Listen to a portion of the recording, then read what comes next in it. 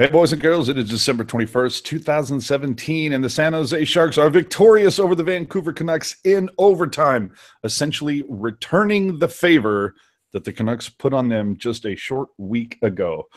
Thanks for tuning into Teal Town USA After Dark, your only interactive Sharks post-game show. Don't forget to do us a favor. Subscribe here. We are live and interactive after every Sharks game. And for more information about the Sharks or the Barracuda, check out tealtownusa.com, and don't forget to follow our social media channels. We're on Facebook, Twitter, Instagram, SoundCloud, YouTube. There's literally no social media platform that we are not on. And if you really want to support the show, get one of these snazzy t-shirts from bringhockeyback.net. So how was that one, boys? That one felt pretty good tonight. Sort of. But I mean, just opening comments. We'll start with you, Lacy. What did you take? What was your takeaway from this one? I'm sorry, I had technical difficulties there, and I don't know if Alex just got booted. That was weird. Anyway, hi, boys and girls. I'm Kevin Lacy, and there were 7 overtime games in the NHL tonight. And I'm glad the Sharks were like the only team that I wanted to see actually win. Way to go, Team Teal. All right. Alex, what say you if you're still with us? I'm still here. Okay. Yeah, I just messed around. Yeah, Hurdle, I don't know, the bank had a 4.9. So I think this is one of his strongest games he's had this season for sure. Yeah. Yes, that would be why I'm rocking this jersey, just letting you know. But, of course, Puck Guy was at the game. He either left early or evidently learned how light speed travel works. So, Puck Guy, what say you from the game? The game was pretty good. It was a little bit disappointing once Vancouver scored early on. Oh, that's why you wanted to come on so we could do that. Oh yeah, totally. Run short house this whole night. No, but a lot of us came around and was like, Jumbo shot on the power play twice. What? Is this real life? It's like craziness going on. No, you want to talk about craziness? Try being Chris Curry, the guy who was gonna get $100,000 if he had potted the third one, which he came this close to doing. Yeah. The funny thing is that everybody was like, man, oh man, if Jumbo could get one more, or for that matter, 2 more, that would have been something else. Go figure. If there was the $1 million winner, and it was by Joe Thornton. But the good Twitter would have exploded. Oh, absolutely. Good crowd out on hand tonight. This was a game where the Sharks gave me a free ticket into the Shark Pack, which was very nice of them. Not in my same seat, but a little higher up. But nonetheless, it was a good crowd tonight. I was just going to say the Sharks don't do that according to my ticket rep. But... Oh, let's not get into this again. That's awesome, though. How was it crowd-wise? Like, literally, how was it? Did it seem like a full room tonight, or did they announce the attendance? I didn't hear the attendance. There is definitely some missing spots, but it was a pretty decent crowd out tonight. Although when I got in around 6:30, it did seem like it was a little light prior to warm-ups, so I don't know what that was all about. But it was a lot of people got in time to see Vancouver score their first goal, but they were into it. It was a good game and good solid turnaround, and now get ready for LA before they go on break for 5 days. Can we just comment on Puck Guy's video for a second? Blink twice if you're being held against your will. So we start this one off with Brandon Gauntz getting his first very early in this one, in the first 2 minutes. And typically what we've seen from Dell is that he'll let in that first one, and then he just puts everything on lockdown after that. That's the way Dell has played for the majority of this season. So imagine my surprise when things went quite different. But Brandon Gauntz gets in on that first one. I mean, Alex, what did you think about that first goal? You know, the problem that I saw was more about the transition D against Vancouver. And we just played horrible transition for the first 3 goals, and then we settled down. But, man, I just thought that Dell played a decent game. But, like, you know, the second goal was more alarming, but the first goal I put more on the Sharks defenseman not stopping Vancouver's speed. Yeah, it's funny. We saw just like such a defensive stalwart of a group for the first 2 months of hockey, and we also saw a putrid power play. And over the course of December so far, it seems like, okay, we're just going to flip everything. We're not going to play as much defense, but we're going to start scoring on the power play. Like, we just can't do everything all good at the same time. What did you think of the second goal against Dell? Against Dell? I mean, I'll start. I kind of felt like Dell should have had that one. I mean, Vertanen, you're a fan of Rocket, you get that joke. Vertanen just completely pyloned Heed. I mean, I don't think Heed was ready for the speed that Vertanen was going to come down with. And the way he pyloned Heed, I mean, it was almost like a breakaway, and it was a breakaway at an angle. That's one that I feel like Dell, he's got to have that one. I mean, Kevin, what do you think? Well, I thought for the first goal, I thought Jumbo and Little Joe just left everyone out to dry. Like, who's back checking on that play? Good Branson comes in uncontested. Good Branson. I know Gauntz ended up with the goal, only his second NHL goal in 97 career games.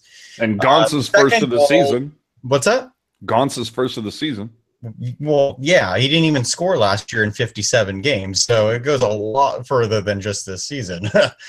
But, yeah, the second goal, Tim Heed, yeah, I mean, that's going to happen from time to time with him. I mean, he is an offensive defenseman.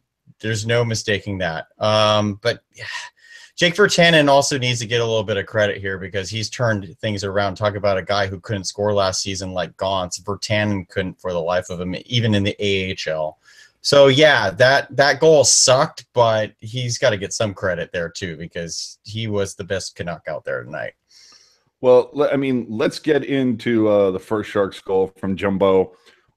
Sharks go 3 for 5 on the power play. When was the last time you heard that said? But, I mean, LeBanc just had a great setup for Jumbo on this. And the best part, at least for me, Alex, is that Jumbo goes for that shot.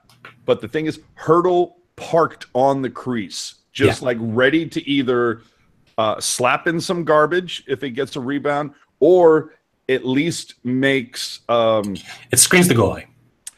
No, not the way he was set up. No. It's like you had Thornton coming in this way.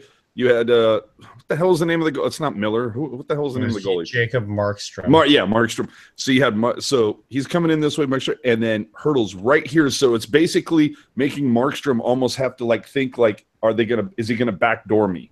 Yeah. So Hurdle at least provided that option. And that's what I loved about that goal. And not to mention the fact, every goalie in this league has to be going, it's Thornton. He's not going to shoot. Now, do you think Thornton is shooting more because of Couture's injury, or is that just a offensive switch-up? Like, just scheme-wise, is he finally getting the message to shoot the puck more, or is this more on Couture? That's a great question. Because, he's always had that shot, but I don't know if that's on Thornton himself or any of that stuff. Maybe it's like he's like, geez, guys, I'm running out of people to pass it to. I guess I'll just do it myself. he has one of the best shots. He just doesn't use it. And a big part of it, and I've been saying this for a very long time, I tweeted it tonight, Joe Thornton is a far more unpredictable player when he's on the left side. And I think the reason he's been shooting more the last few weeks is because he's been playing on the left side instead of the same old right side pull up, stop, look, half boards. Yeah, half board, always sitting up on the half boards. But it was a great shot, without a doubt. Oh yeah. So and hey, the Sharks score a power play goal. I mean, who knew? So to finish off that first period, we see Gagne and Hansen get into it.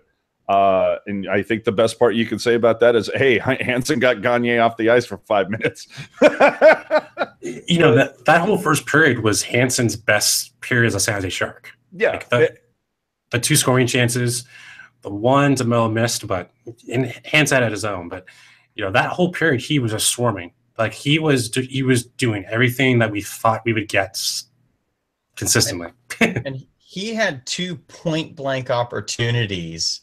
In fact, after the well, I just wanted to say, no, that one towards the end of the first, it was like you thought that there was a force field on the goal line.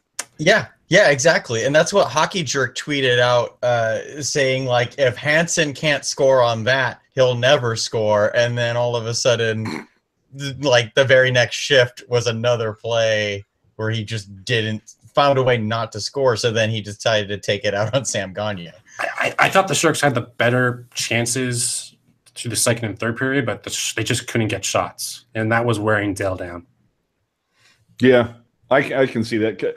But actually, if you look at the shots during the second period, shots on goal in the first period were like really even. I think it was like 10 for the Sharks, 9 for Vancouver. But in the second period, Vancouver 19, San Jose 8. So yeah. Dell was working a hell of a lot harder in the second. I don't think the shots were that great though from Vancouver though. I think they were mostly just rebounds and stuff like that.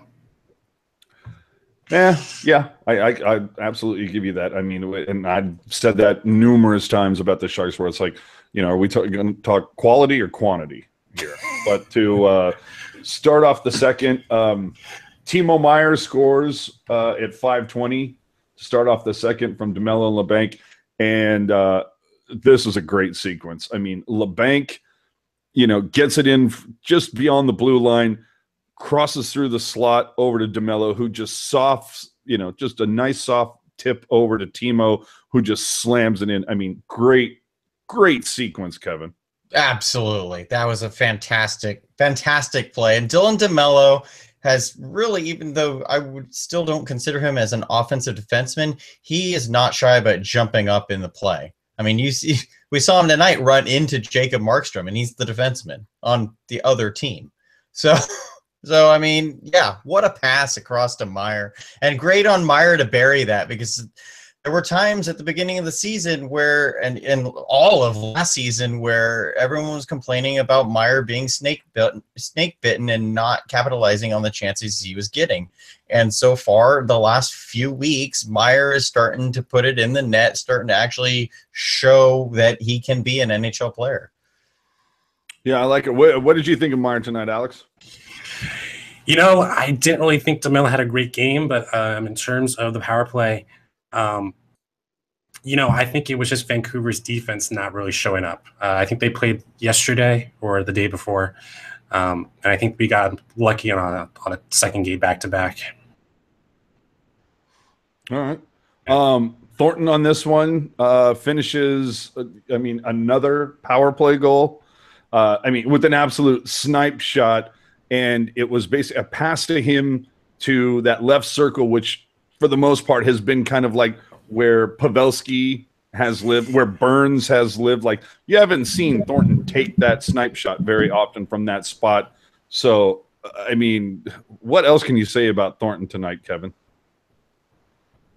I thought it was one of his better games. Obviously the 2 shots on goal and he got an assist. A 3-point night. But, he really brought it tonight, I felt. And it might be because of the fact that it's Vancouver. And I feel like every time the Sharks play Vancouver now, Jumbo jumps in there and is one of the best Sharks out there. I think he's got a point to prove. and I think we all know why. Is that what you're saying? Okay. For those of you who are not aware, and we have to indoctrinate those who don't know, but a few years ago, Tomas Hertl in his rookie season, right? It was his rookie season, I believe, against New York, right? His rookie season was 3 or 4 years ago. So 3. Yeah, so his first or second year. I thought it was his first season. One of the first. Yeah, I'm gonna go ahead and say it was his first year playing the Rangers. Potts 4 goals, the fourth one between the legs, roof job. Basically, put Marty Baron out of the NHL with that one. And a couple of days later, the Sharks are playing in Vancouver, and there was talk about Hertl being this young pup and disrespecting the lead. Adam Oates came out and said, "Oh, that's so disrespectful," and a Vancouver media person said something about that or whatever. And Joe, I don't know if he knew that the comments were on the record, or maybe he thought that the media person would be savvy enough to know what locker room talk is and what isn't. And Joe basically called the dude out and said, have you ever played the game? No, then shut up. Because if I ever scored 4 goals, I'd whip my cock out and I'd be stroking it if I ever did that. That thus began the whole rooster trick thing and whatnot. So Google that, my friends. In fact, I tweeted that the article out earlier about that there was some goofball Vancouver media person who decided that those would be fine comments to post. We later learned they didn't.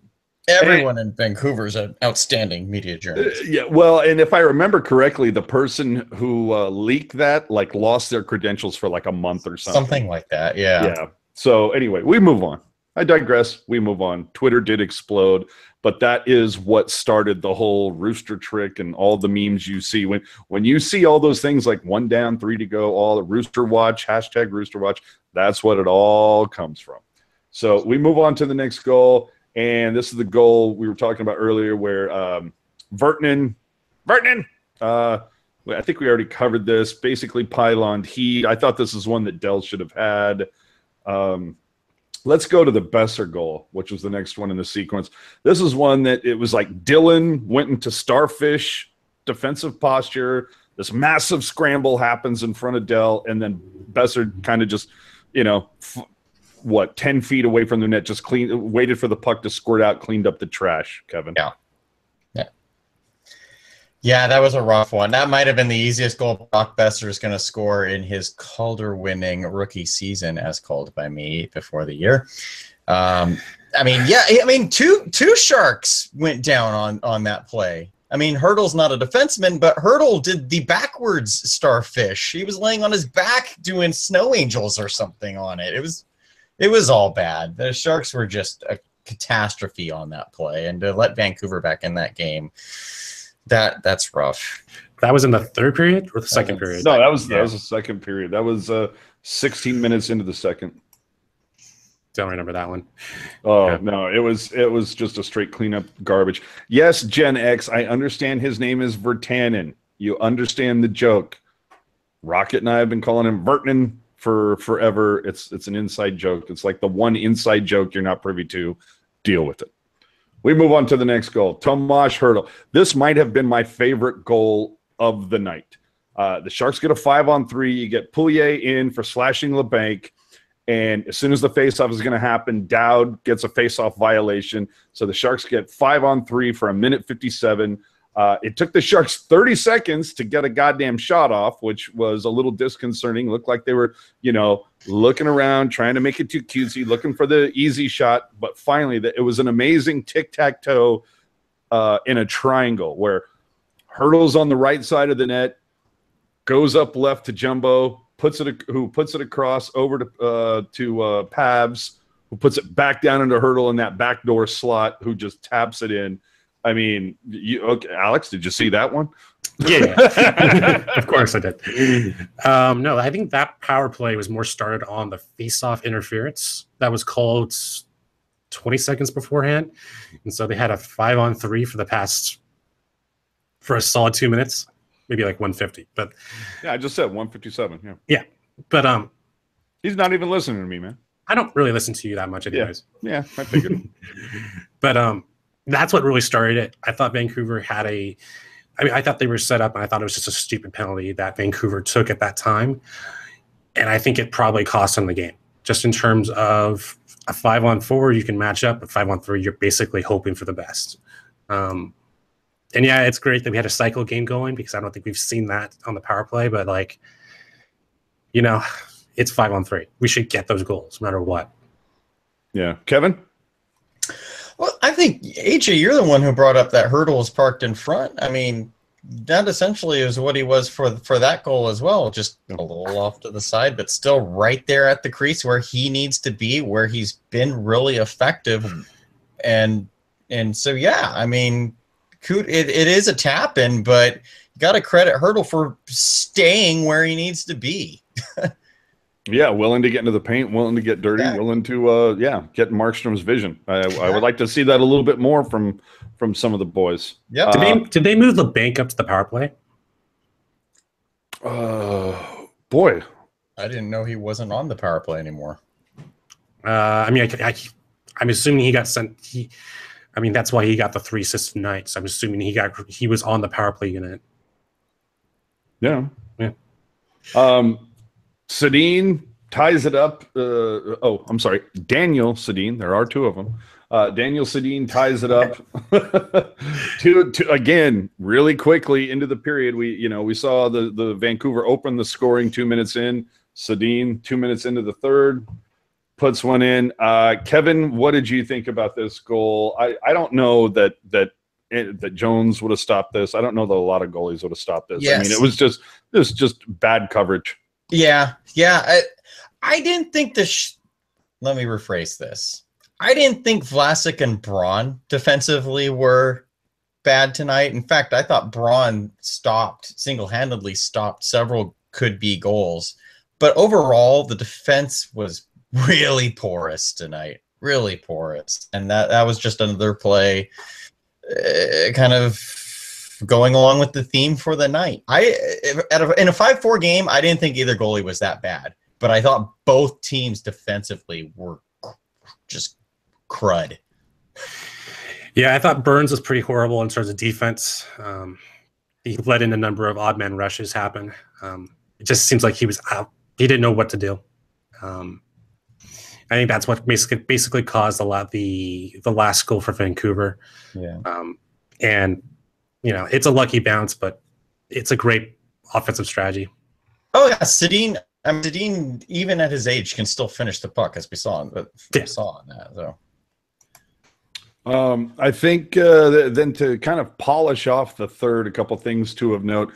To me, it just felt like the bottom 6, the second 6, if you're Hedekin, but the bottom 6 really like stepped it up another level. Like I thought they were the better of, if you want to sit there and go top 6, bottom 6, I thought they were the better and kind of have been since Couture's been gone.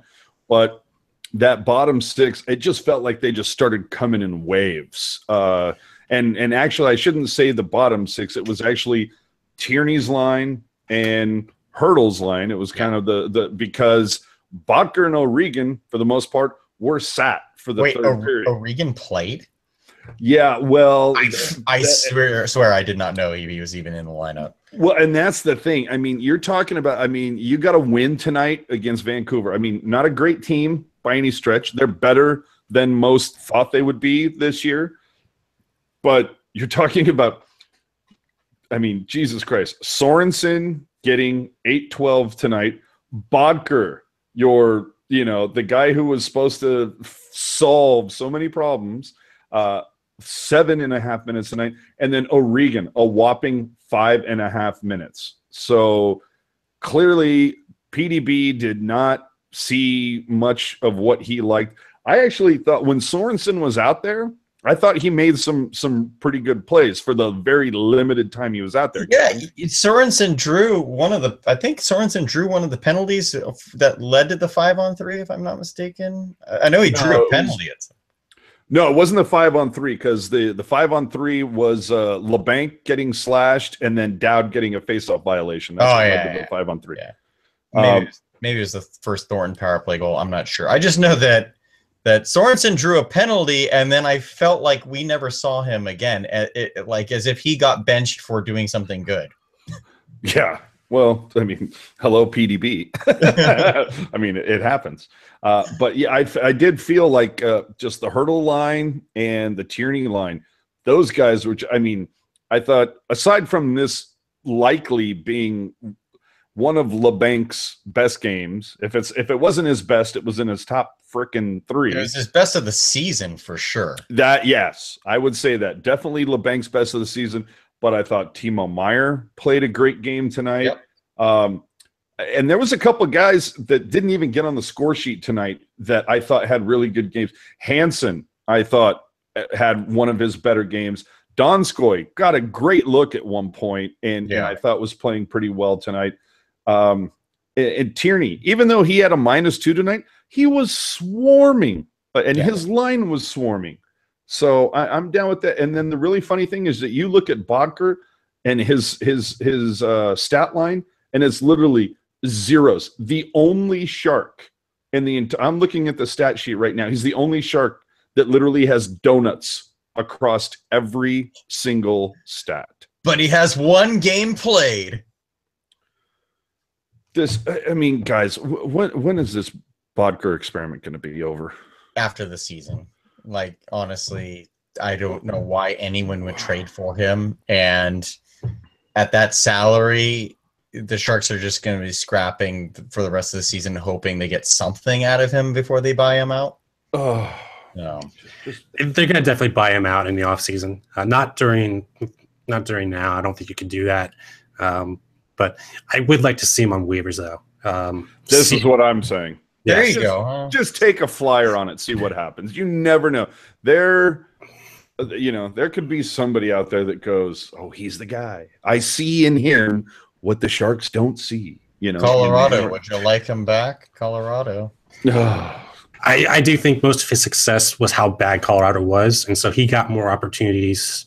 No, he was awful in Colorado. He was only good on Arizona. He was terrible. Okay, Arizona. Fine, Arizona. Yeah. Expansion bait for Seattle. Yeah, that'd be great. And for as good as Tierney was tonight, or at least what I felt like, I mean, he was one of the only guys who finished -2. The other one, Donskoy, -2, and Brent Burns -2. Who Burns, I don't know, had the best night tonight.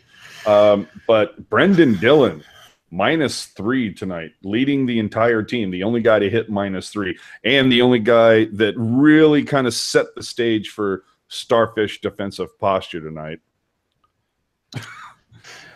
I mean, is it me or is just Dillon? I feel like Dillon needs to he almost reminds me of Patrick Marleau back in the day, and that like one game, or you'd get a stretch or two of games where Dillon or where Marleau would play really well or whatever, and then you'd get a stretch of games where he would play like crap. And it's like, I just want to see a little bit more consistency from Dillon.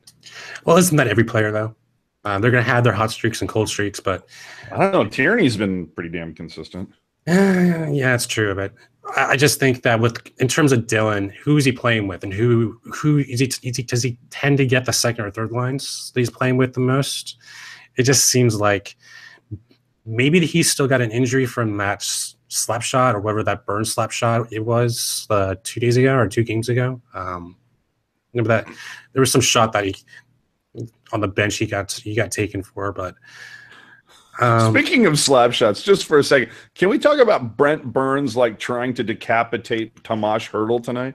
Was that the second? Yeah, I loved Randy on that. Randy even was like, what was he thinking?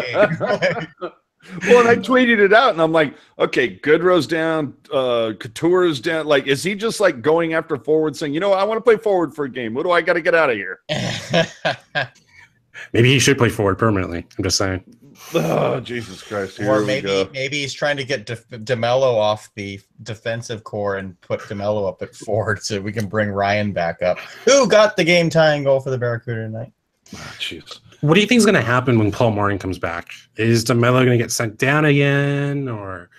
I'm actually dead serious. I could see Dylan DeMello getting moved to right wing. Well, hold on. Okay. No, that's interesting. If I was going to say if I'd move anybody to a forward position, I'd consider Heed. But hold on. But at this point, right now, though, the Sharks only have.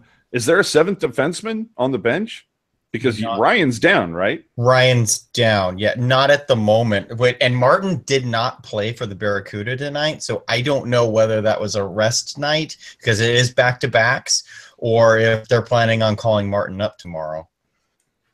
Okay, because I'm just wondering. I mean, we only have 6D. There's not a 7th D right now, correct? Correct. Yeah. Okay, so it would be interesting if they actually did put Barker on the waiver chain, see if anyone would take him, and then put Martin back up and see what happens if you just keep 7 defensemen as your standard. Maybe put him as a right wing, maybe left wing, but if I don't know. Yeah, exactly right. It's a tough call. I mean, I wouldn't mind seeing the Sharks dress 7D. I mean, if you're going to have Bodker playing 7 minutes and O'Regan playing 5 minutes, it's like, why not? I mean, Jesus Christ, Goodrow, get back soon. You know what I mean? Yeah, unfortunately, it sounds like Goodrow's going to be out another probably 6 weeks. But in terms of forwards from Barracuda, is there anyone you could see potentially coming up soon? No. O'Regan is the leading scorer. It's like the Sharks, how Couture is 15 and then no one else is even close. O'Regan's still the leading scorer despite being on the team for half the season with a grand whopping 6. Wow. And how is Barracuda doing? Are they just? I was going to say, you know what? That is the perfect question. Did you watch the Barracuda tonight at all, Kev?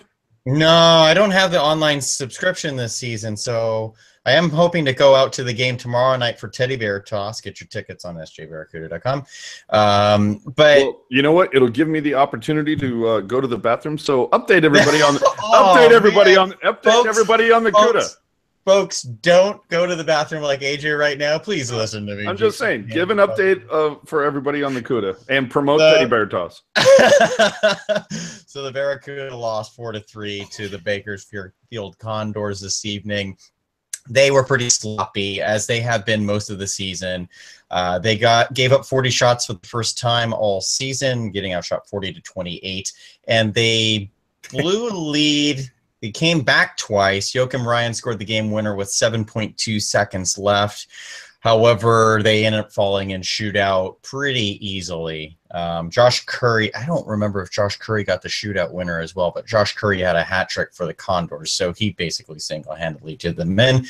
But to answer Alex's question about forwards, no, there really isn't anyone forward or defense that the Sharks could call up that to be counted on. Sorensen and O'Regan are those guys, and Goodrow, and they're all on the NHL roster right now. The only other guy I can think of is Adam Haluka, but I'd rather see him spend the entire year seasoning in the AHL.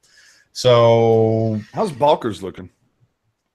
He's leading the team in points. The funny thing about him is, he was a one-trick pony. Shoot, score. Don't pass, don't play defense.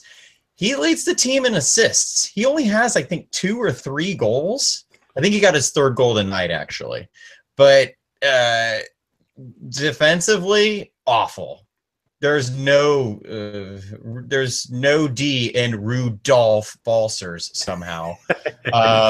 But yeah, his offensive game it's coming around. He's improving, but I don't think he's anywhere near NHL level yet. We got a great question on the chat from Dave B. Pilot. What the, WTF? How does LeBanc not get first star tonight? They gave it to Jumbo. I got to agree with that, because not only does he get 3 apples, but he gets the game-winning goal. Like, I understand, like, Jumbo scoring at all is like a huge shock, but scoring twice and both on the power play, it's like, what? He had 2 goals and 1 assist. And I think he played more ice time, so that's why you could probably say he deserves the #1 star. But in terms of performance, I thought LeBanc was fantastic. Oh, absolutely. And ice time, yeah, you're right. It was Jumbo 1840, LeBanc 1346. So, okay, Jumbo, you and your old legs, you played a little bit more. Good for you. You know, I mean, and I've neglected my duties here, unfortunately. I know Curtis and Brody went off the air like 20 minutes ago, so of course I have to say, everybody, welcome to the show. Thank you for watching. In case you were watching the Sharks post-game show, do us a favor, hit the subscribe button. I think it's right over down here somewhere. I think it's right there. If we point to the right, I think it points to the left on the screen for everybody. No, I was actually using I have the show actually showing on here, so that way I could make sure that I get it. Oh, there you go. Yeah. So yeah, 39 people watching. So if you could hit that subscribe button, I think it's opposite side. I think it's a scotch down there. I think it's the opposite side, buddy. But oh well. Okay, well then over here, you know. But either way, if you could hit the subscribe, we'd really appreciate it. Hit the notifications. We do this after every Sharks game. It's a group of us. It's not just these three idiots that you're watching now. We have other idiots that are in the stable that join too. And follow us on Twitter at Tealtown USA. We'd appreciate it. I think we're 9 follows away from 2,000. So if you could get us over the hump, we'd appreciate it. I was right on the subscribe button initially, was I? Yeah, you were right. Aha! You were right. Okay. So, I mean, is there any more that we want to touch on tonight? I mean, LeBanc's goal in OT. I mean, to me, that was just the perfect kind of the cherry on the sundae that was LeBanc's game tonight, Alex. Yeah, totally. 3 assists and then finally capping it off with 1 goal. Who was he on that line with? He was on with LeBanc, Hurdle, and Joe? Or would have been Hansen? No, Hansen was with the Joes. Yeah, so it was Hurdle, LeBanc. Oh, you mean the line? Yeah, it was the 3 versus 3 he was playing with. It was Hurdle and a defenseman was changing. No, it was no. I thought it was Hurdle. Oh, you mean on the 3? Yeah. Oh, crap. Good question. Because either way, both those players seem to be working well with each other. This is 3 games in a row where you seem to see some chemistry. I think it might have been Dylan. That might have been Dylan, but I'm glad LeBanc's finally at least performing on a basic rate. But it just seems like that might be mostly due to Hurdle playing center now, so LeBanc can play both left wing or right wing. And I think that's the way it's going to be for the rest of the season with Hurdle, with him playing center. You think Hurdle's going to stay at center? Yeah, just because it gives the Sharks more depth on each line. Boy, I don't know. That's a ballsy call. Because by the way, it was LeBanc with because I'm rewinding it right now. It was LeBanc. No, I'm not even kidding you. It was Hurdle with LeBanc and Braun. Yeah, that makes sense. Yeah. But on that play, that was a really interesting setup. Going back to the previous line, because I believe it was Donskoy and Tierney that were out there controlling the puck, and the Canucks were, I guess they were gassed. I don't know, but I kept yelling at my TV for Chris Tierney to take the puck back out of the zone because they were all playing perimeter, and he managed to hold the puck by himself in the zone while the Sharks made a line change instead of taking it back out. Yeah, it was Don's. Kept the Canucks out there. It's stuck when Hurdle and LeBanc got out. So yeah, it was Donskoy, Tierney, and Vlasic. Yeah. Going back to Hurdle on center, I think you can play anyone with the Thornton Pavelski line and still be productive. And we've seen that time and time again. I just think that you give your 3 lines more depth and more energy. The 4th line I don't really care about, but it's just those 3 lines I would definitely change Hurdle to center for that reason. When Couture comes back, though, would you keep Hurdle at center? Yeah, I don't know what you do. I think you keep Couture at second or first line. He's technically the first line. That's technically how he's been playing. But yeah, see, I keep once Couture is healthy, I put Hurdle back on Couture's wing just because it seems like, first off, we've learned that Pete DeBoer loves his pairings, but it seems like ever since Hurdle has been on Couture's wing, that's one of the reasons why Couture leads this team by a big margin in goals. And Tierney has stepped up. It would just be nice if we could find. I mean, O'Regan's not bad, but if Goodrow is healthy, I think Goodrow has proven to be a good fourth line center for this team. Yeah, I think the centers is not really something we need to worry about. It's more just the left and right wings, and that's definitely a weak part of the organization at the moment. If Couture came back, I could see him, Couture playing with Goodrow and Hansen, trying to see if that combination works, just experimenting. And I put Carlson with Thor and Pavelski, and then see if that works. Well, we've seen Carlson a lot with Thornton and Pavelski. That seems like it's been working for him. So, I thought it was mixed bag. I don't know. I feel like Sharks are very strong at center. They they have no wingers. I mean, they've been trying now. We're like 33 games. 29 or 33, yeah. No, I know we're definitely over 30. I think we're at about 33 games into the season, and they still have not been able to find the key to unlock the top line of the Joes. It seems like they've come across a good combination when you've got Couture with Hurdle and sometimes Donskoy, maybe Carlson, but that seems to be good. Then you've got Tierney there with Meyer and Donskoy. I mean, I've seen Donskoy bounce around. I mean, it seems like the second and the third lines are the bread and butter. They just need to find the key to unlock that, that top line. It's driving me nuts. Wish they could get rid of Bodker, but I don't think that's going to happen. But I know. I'll be wishing that until he's gone. Just I was like that with Ehrhoff too. I just kept wishing until it actually happened. Of course you did. God damn it! I know this is completely out of left field. You mentioned Danny O'Regan and how he hasn't been bad. I don't think we've even seen him at all. Like, I don't think we can even assess O'Regan in the NHL when he's playing 5 minutes a night. So for that, I'd say why don't they throw him out there with Thornton and Pavelski? Because why not? He's an offensive, undersized forward who can skate really well. If we can't find the key for Thornton and Pavelski, why not try something we haven't tried, which is O'Regan? I'd be down with that. I mean, why not try it? Isn't O'Regan kind of like similar in stature to Pavelski? O'Regan's 5'9". Oh wow! I didn't realize he was like doogie small. Okay. Yeah. I think he wants someone a little bit taller who can get in front of the nets. I know that's what Pavelski does, but ideally, yeah. But I mean, he's no Alexander Koryuk. Let's be honest. Yeah. Oh, who is right? Corky and Ekman and McCauley. Oh, I loved Corky. Ekman and McCauley, not so much, but Corky. I love that guy. All right.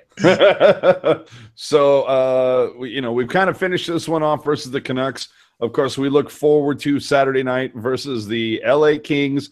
This is the final time that the Sharks are facing the Kings at home this season. So if you feel the need that you have to just scream beat LA a whole bunch before 2018, this would be your opportunity. So head over to that one.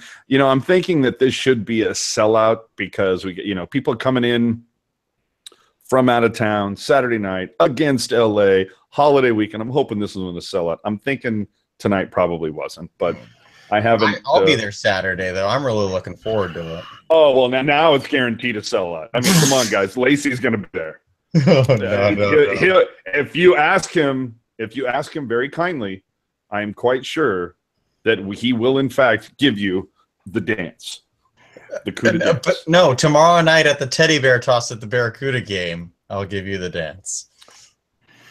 Well, the Warriors play on Monday, so they wouldn't be any competition with that. There's the Niners are out of town, so yeah. I think it has all the making. God, is it really that bad? But it has all the making. You know what? I'm looking at ESPN right now. They did say tonight's attendance 17,562, 100%. I'm not buying it, but okay. Hey, Look. did you just see the chat? I don't know if this is What's in real, the but chat? some guy What's in the named chat? Chris Curry's talking about Safeway, and I'm like, is Slushy Jake back with his aliases and whatnot? I don't know about that, but Chris Curry, let me see. And I heard that I could have won a 100. If you are actually Chris Curry, like if you're not bullshitting us, yes, you were named the guy who, if somebody had scored a hat trick tonight, if you are in fact the Chris Curry they're talking about, if your name is Chris Curry and you have a Safeway club card and you buy stuff at Safeway, yes. If in fact that, huge if true, and this close if true. Believe me, Thornton had two really close opportunities. So anyway, let's go around the league and see what else we got. Tonight was a night for overtimes and shootouts, my friends. It was crazy. It was insane. I was literally watching two different games on my monitors here, both of them in OT. Yeah, it was a lot of fun, to be honest with you. So we'll start with last game to end. Besides the Sharks, the Kings finished 2-1 in overtime over the Avalanche.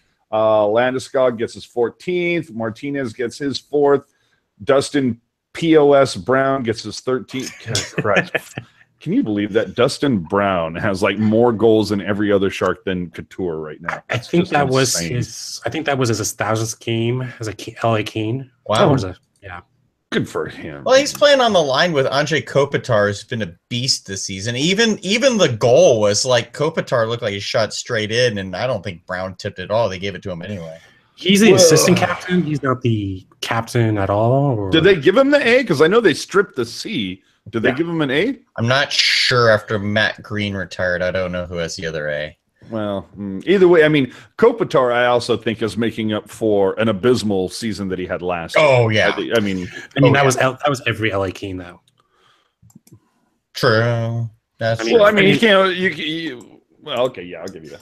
The thing is they lost Jonathan Quick first game of last season, so they were behind. That's what happens when you try too hard to get Pavelski's autograph. God damn it. So we move over to Boston, they won a 2-1 versus the Jets in a shootout. God damn, I can't believe how much overtime and shootouts over.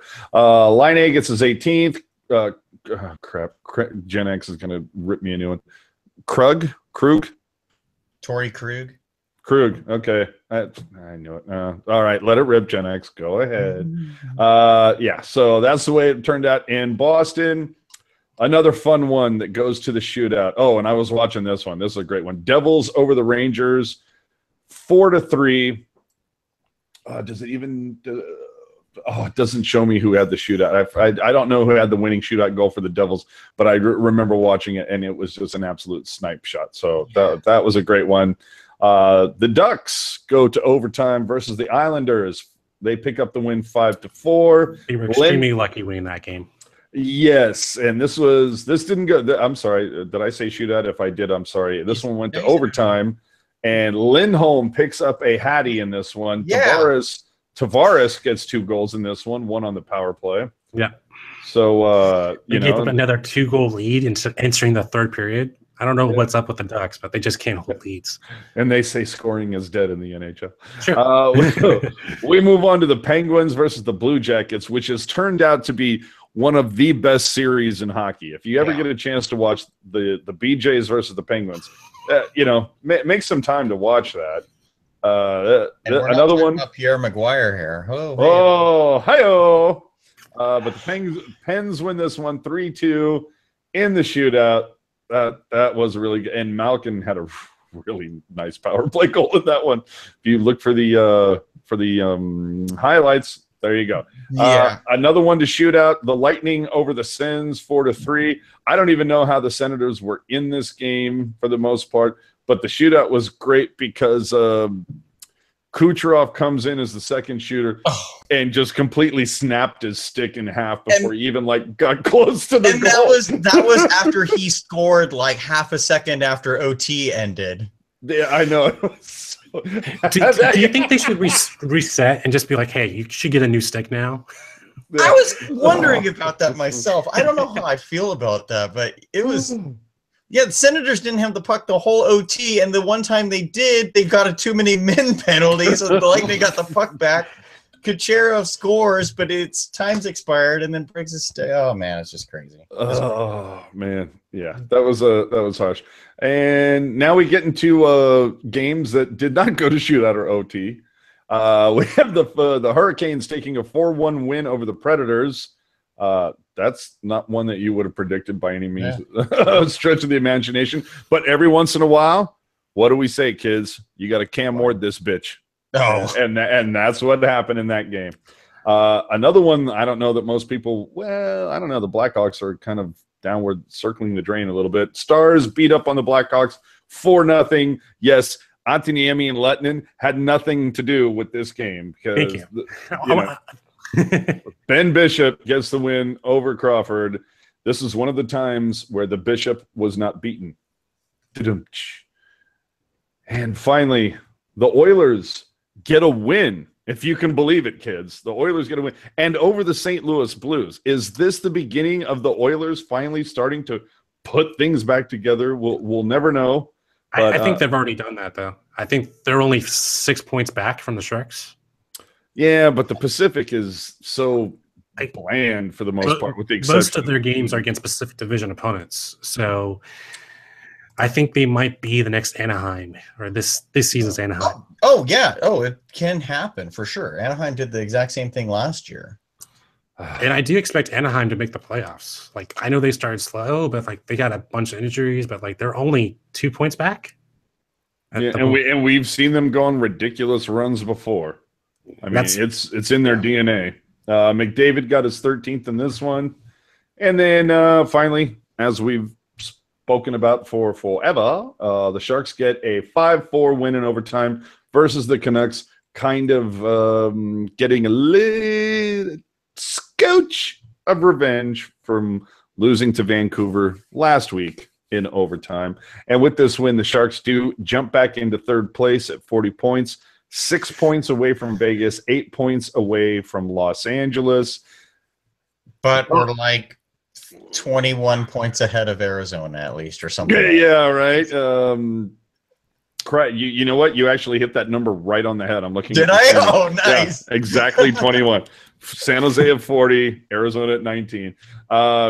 Vegas or LA though has played 3 more games than San Jose. That's the positive. Vegas with a 6-point lead. The negative is they've played the exact same amount of games as San Jose.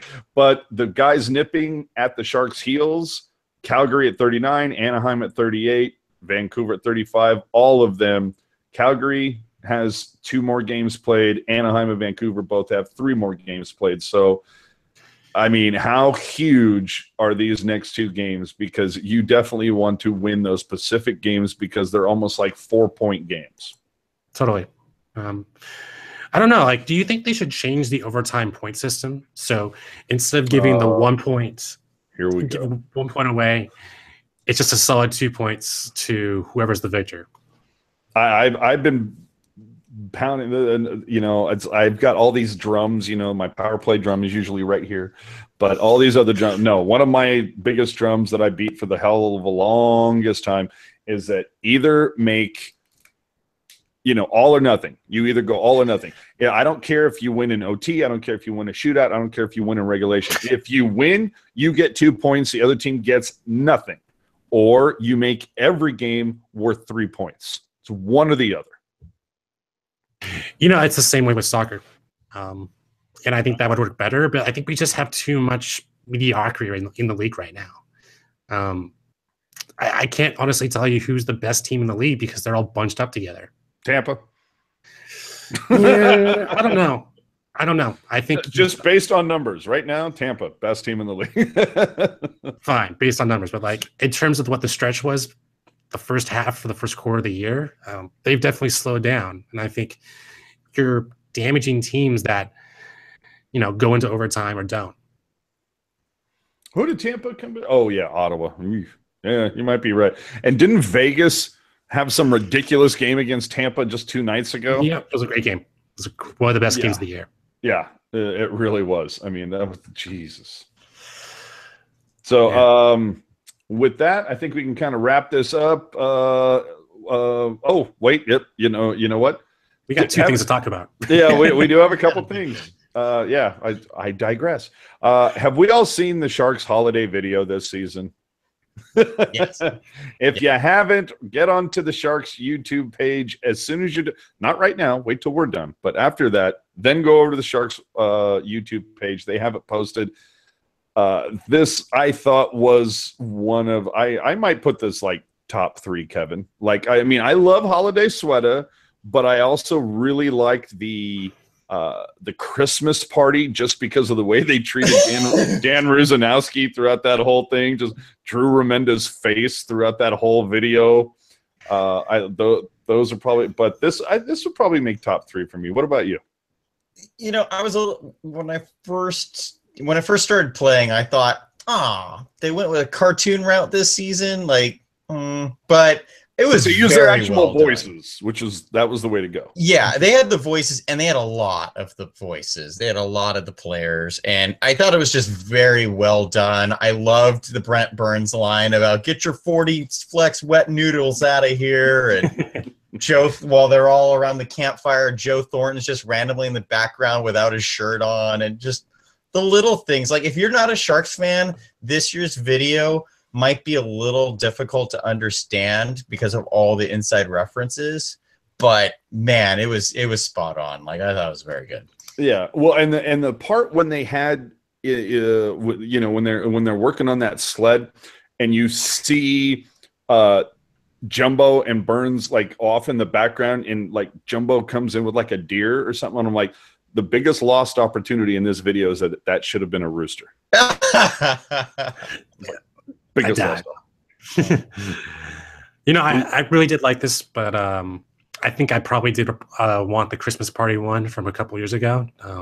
But I think my favorite one is the album with Scott Nickel and Dan. It's beginning to get a lot more chippy. Yeah, that one. That one's great. And Danny Heatley's in it. Oh man, that makes it feel really old. But I love that video though. Yeah, but either way, I think this was really well done. I would have loved to have been involved in like whoever storyboarded this whole thing. I mean, because they had to storyboard it, they had to write a script. So I think it was really, really well done. Yeah, Holiday Sweater is always going to be the best, but this one is still in my top 3. I think it was really well done. And again, it had so many inside jokes, whether it was Pavelski, you know, whipping out the Captain America shield for a steering wheel, whether it was Vlasic's dogs. I mean, just super well done. The biggest shocker to me is the fact that Couture and Jones weren't involved in it at all. Oh yeah, that's true. Wasn't Jones present though? Wasn't he in the picture? I thought he was in the frame. He just didn't speak about it. I don't know. I'll have to go back and look. But either way, really well done. I think they released it like right at the wire. We're usually used to it coming up by the 15th. But either way. And then the only other thing in kind of Sharks news, and this, again, way off team topic for the most part, but we had a shakeup in the front office this week. We saw Sharks executive vice president in charge of, I believe it was like marketing and ticketing and whatnot. Chief sales and marketing officer is what I wrote down. There you go. Chief sales and marketing officer, as Lacy said. Flavel Hampton is no longer with the Sharks. If you read the press release, it's played off as a conscious uncoupling or a mutual parting of the ways. If you speak to other people that perhaps may be in the know, I've been fed information before that has been borne out to be true. He was fired. Now, if you look at what he was brought in for, from what I understand, was to help get attendance back up after the season, which we do not mention. But he was brought in to help goose that. And since then, I mean, we've seen a ridiculous amount of giveaways. Well, you never saw giveaways like this prior to the 2014 season. I mean, you'd see something nice on opening night, maybe the magnetic schedule or whatnot. You weren't seeing bobbleheads like you see now, and you weren't. All these different, the beer packs, all the wine glasses, the beer steins, the coasters. I mean, it's been an insane amount of giveaways.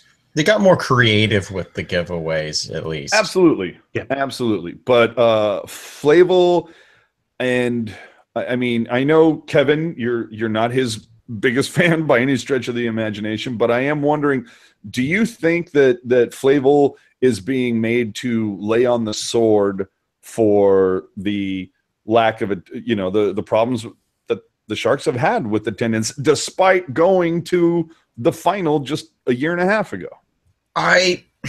Yes and no.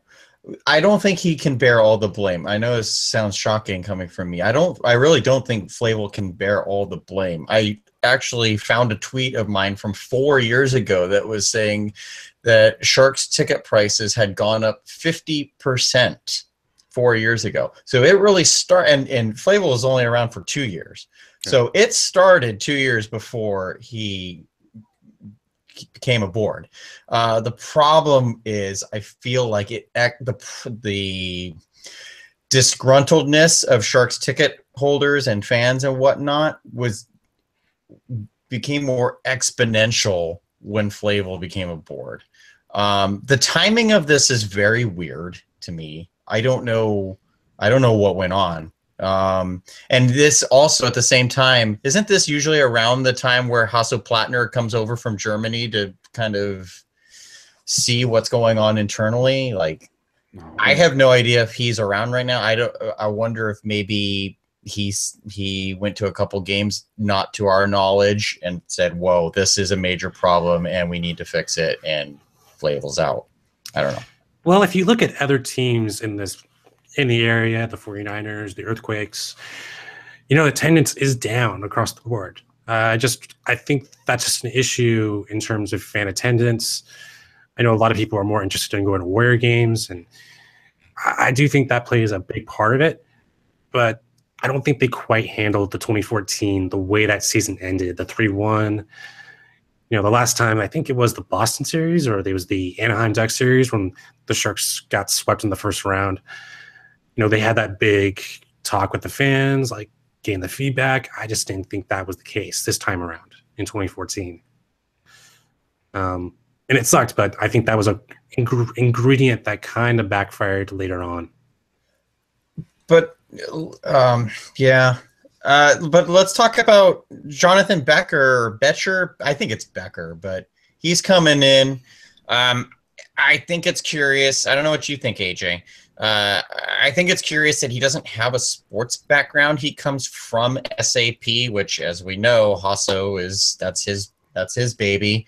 But he is a longtime Sharks season ticket holder. So at the same token, maybe he'll be more in touch with what the fans' demands are and can drive this forward. Do you have any thoughts on that, AJ? I mean, that's kind of what I was thinking, because if you looked at it, because the weird thing is that, John Tortora, long time, or I don't want to say long time, just over the last couple of years, chief operating officer, yep.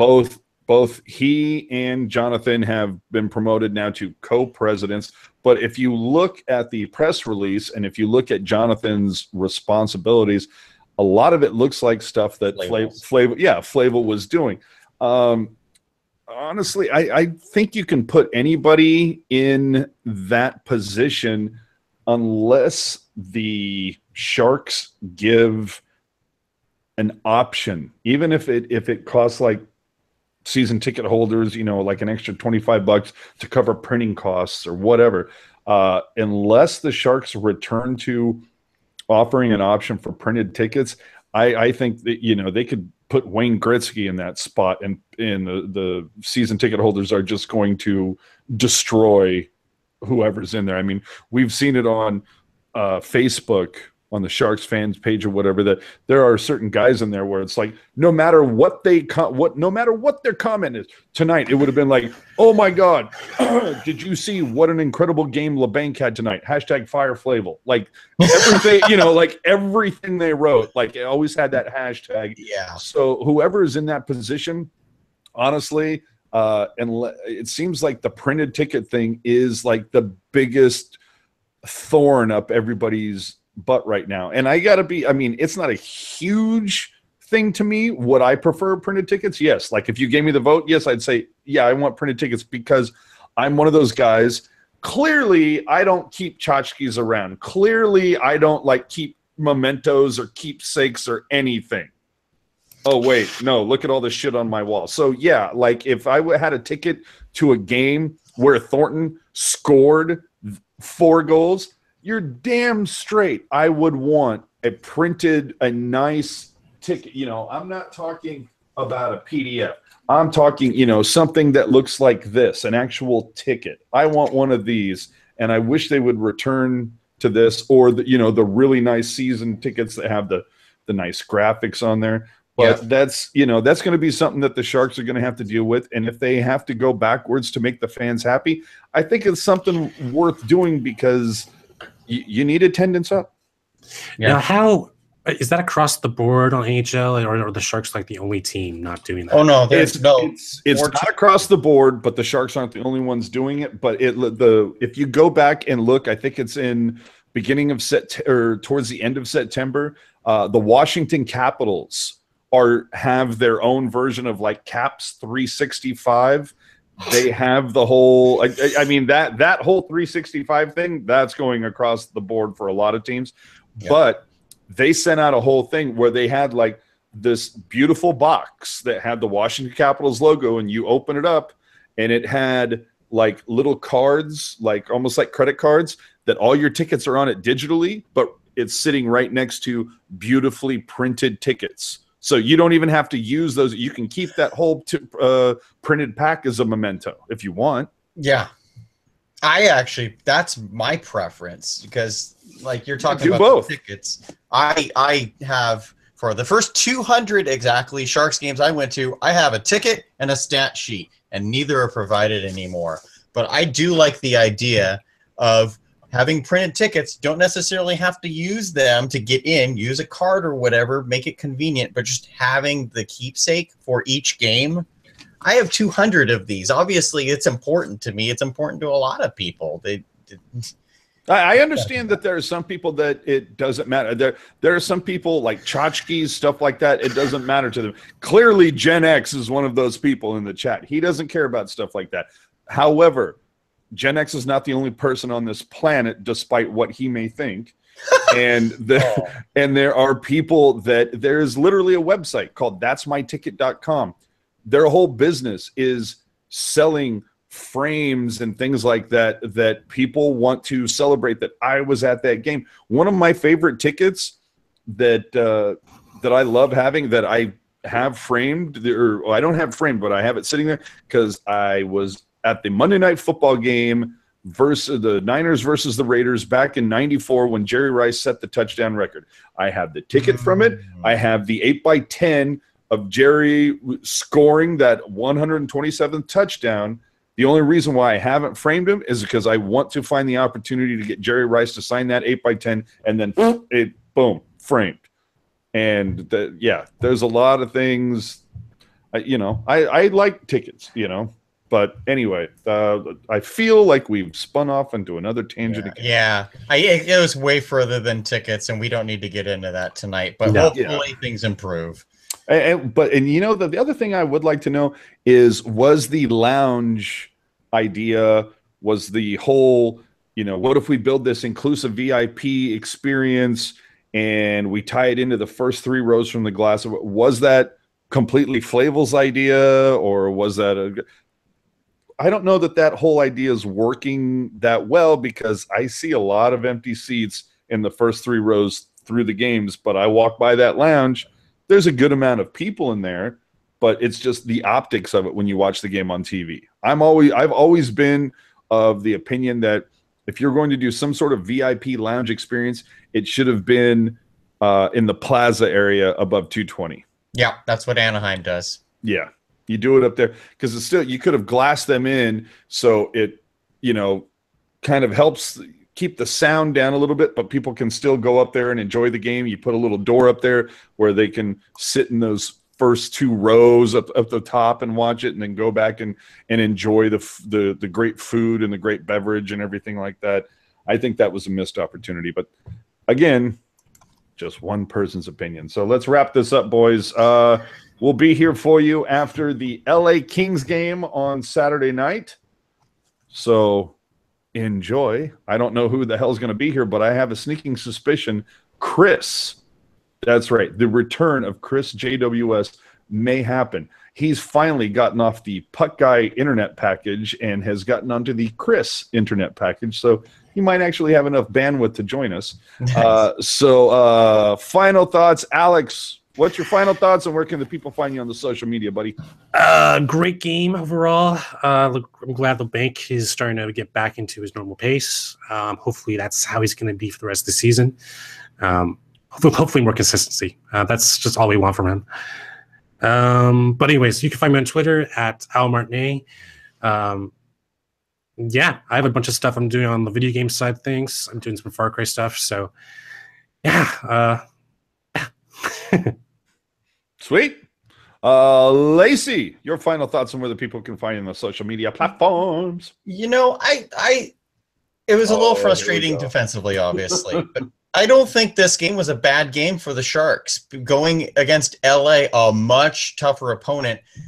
If the Sharks cakewalked Vancouver, I think they're less prepared going into the game against LA. So I don't mind this game. The Sharks still got the 2 points, and that's what really matters. And I think they'll be more prepared for Saturday.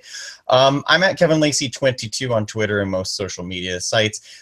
Tim Heed's mom comes over to the States tomorrow. So I'm expecting Tim Heed to have a monster game on Saturday. We'll see what happens there. And my last thought is Danny Miller's birthday, the voice of the SAP Center for the Sharks. His birthday was on Tuesday, so happy birthday, Danny. Now, quick question, Kevin. Do you think Couture is going to play on Saturday? No. Nope. Yeah, I don't know. It wouldn't surprise me if they keep him out. Yeah, no, I think they shut him down until Calgary, bare minimum. Yeah. Is that any indicator about his health or any of that stuff? Because I was listening to the Bro Show, the segment that they aired during the intermission. And it seemed like that was a pretty good word. Was it Brody interviews Dan Boyle about his concussion, the lingering effects about it.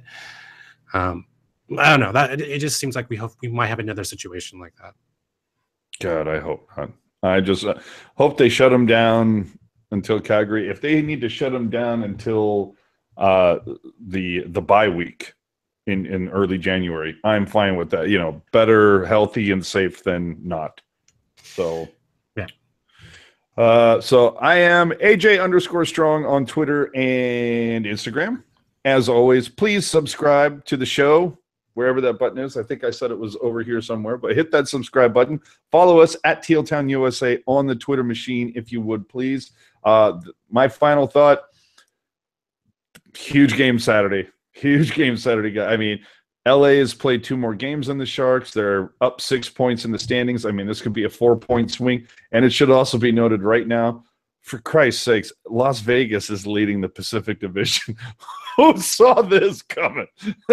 I mean, if you literally took the standings right now and flipped Edmonton with Vegas, everybody would look at that and go, "Yeah, that's about right."